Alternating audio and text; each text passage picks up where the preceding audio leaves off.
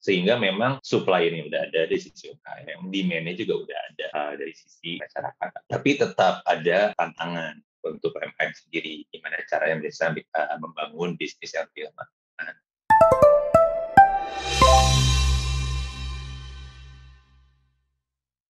Baik, tadi karena di awal belum sempat ditampilkan siapa ini Mas Adit. Kalau tadi perkenalan diri sendiri, nama saya Aditya Nelwan. Nah, kali ini rekan-rekan bisa langsung melihat sosok beliau ini sebagai Public Affairs Senior Lead di Tokopedia. Nah, saat sebelum bergabung dengan Tokopedia, beliau juga adalah seorang Senior Associate di Friend & Partner, sebuah perusahaan konsultan yang berbasis di Singapura. Dan edukasi beliau dari University of Glasgow. Saya beri waktu untuk bisa melakukan pemaparan. Silakan Mas Adit, waktu dan layar saya persilahkan. Oke, baik. Terima kasih Mbak Peggy. Halo, salam kenal semuanya. Mungkin aku perkenalan sedikit dulu. Nama aku Aditya Gresioniawan. Saya Senior Lead Public Affairs di Tokopedia. Di sini saya ingin berbagi mengenai program kami yang semoga turut berbantu atau turut inline dengan regulatif bisnis ya. Aku izin share screen. Oke, mungkin ini adalah program kami yang diluncurkan akhir tahun lalu, namanya Tokopedia Hijau, yaitu adalah gerakan peduli lingkungan untuk bisnis berkelanjutan. Mungkin banyak yang nanya, Tokopedia kan udah hijau, apalagi nih, kenapa ada nama hijau lagi? Jadi memang ada sebuah misi khusus di dalamnya yang ingin kami capai melalui gerakan Tokopedia Hijau. Mungkin sekilas tentang Tokopedia, kami didirikan di 2009 dan menjadi pelopor transformasi digital di dalam negeri. Visi kami adalah membangun ekosistem, super ekosistem di mana siapapun bisa memulai dan menemukan apapun. Dan misi kami yang masih kami pegang teguh hingga saat ini, yaitu adalah mencapai pemerataan ekonomi secara digital. Nah, mungkin sekilas mengenai bisnis kami juga, biasanya mungkin orang ingat Tokopedia, ingatnya mencari barang aja kali ya. Tapi sebenarnya selain yang tadi, physical goods atau PG yang bahasa kami ada e-commerce, jadi itu barang ada ratusan juta pilihan barang yang bisa dipilih oleh users, oleh consumers di dalam platform kami. Namun kami juga ada layanan logistik dan fulfillment.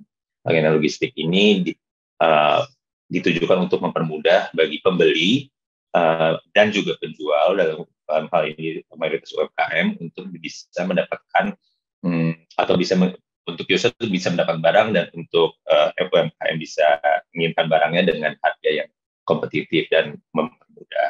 Kami juga memiliki barang digital di sini dan juga pemasaran di sini bagi para UMKM yang ingin berjualan, jadi dia tidak hanya upload barangnya, tapi dia juga bisa beriklan, sehingga mereka bisa mencapai atau menggapai pembeli lebih banyak dari hanya sekedar dia Ini juga sekilas tentang kami, sekilas angka mungkin. Tadi saya salah, ada 1,8 miliar produk, lebih banyak lagi daripada saya sebutkan di awal. Kami juga telah menjangkau 99% kecamatan. Mayoritas adalah penjual, analisis penjual ada bisnis baru dan bisa dibilang itu adalah ukuran masih mikro. Kami memiliki lebih dari 40 produk digital. Saat ini sudah ada kurang lebih dari 14 juta penjual terdaftar di kami. Nah, mungkin sedikit untuk menyambung dengan topik hari ini mengenai regeneratif ya. Kalau kita lihat dari tantangan di luar sana secara Indonesia itu, memang kalau yang apalagi yang berhubungan dengan kami ya sebagai platform perdagangan, platform e-commerce, kan memang secara indirect kami menghasilkan kurang lebih ada sampah. Dan memang kalau sampah menurut sistem informasi pengelolaan sampah nasional dan LHK ada 5 juta ton per tahun. Di situ ada kertas, ada kayu, ada plastik, dan ada juga sisa makanan. Tapi benar yang disampaikan Bu Peggy dan Mas Bang Onte tadi, sekarang tuh sudah ada kesadaran dari pembeli. Jadi emang 86% pembeli telah sadar untuk membeli barang dengan kemasan yang ramah lingkungan. Dari sisi lain, 95% dari 3.000 UMKM, mereka juga udah ada minat untuk memulai praktik bisnis ramah lingkungan. Dan dari kami sendiri di dalam platform kami juga sudah ada nih demand-nya. Jadi dalam tahun 2002 yang lalu ada 1,5 kali peningkatan penjualan produk daur ulang. Sehingga memang supply-nya udah ada dari sisi UMKM, demand-nya juga udah ada dari sisi masyarakat atau pembelinya. Tapi tetap ada ada tantangan untuk UMKM sendiri, gimana caranya bisa membangun bisnis yang lebih lama.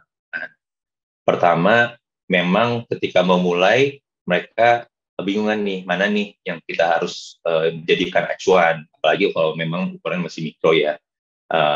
Mungkin informasi yang dia dapat terbatas, exposure kurang ada, dan mungkin sistem informasi yang tersedia juga kurang lengkap, jadi pemahaman bisnis berkelanjutannya masih terbatas. Kedua, dan ini memang berlaku untuk semua bisnis sebenarnya, mau yang tidak untuk UMKM, memang kendalanya adalah pembiayaan. Apalagi untuk bisnis yang berkelanjutan, tidak mungkin produk keuangan yang spesifik untuk UMKM yang ingin membangun bisnis lebih ramah lingkungan atau berkelanjutan itu mungkin sudah ada, tapi mungkin belum terlalu menjangkau lebih banyak UMKM, dan juga di sisi lain UMKM juga belum mendapat informasi.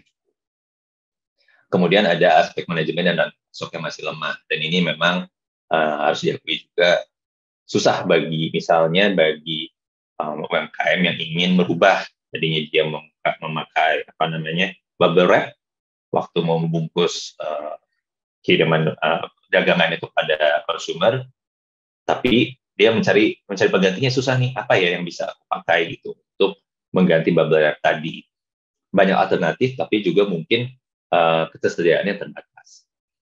Yang keempat, memang ini untuk UMKM yang masih belum tergabung dalam pasar online, mungkin mereka susah juga. Misalnya mereka udah membangun bisnis berkelanjutan, tapi mereka belum tergabung dalam platform e-commerce seperti kami di Tokopedia.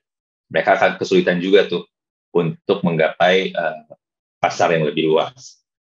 Dan mungkin aku juga agak sedikit menambahkan, kalau di Tokopedia juga kan sebenarnya seller kami itu adalah partner, sehingga kami membutuhkan pendekatan yang lebih persuasif, dan mereka partner kami ini, seller kami ini mau berubah, yang tadinya menggunakan sesimpel menggunakan plastik atau bubble yang tadi saya sampaikan, mau berubah menjadi memakai bahan-bahan yang lebih ramah lingkungan.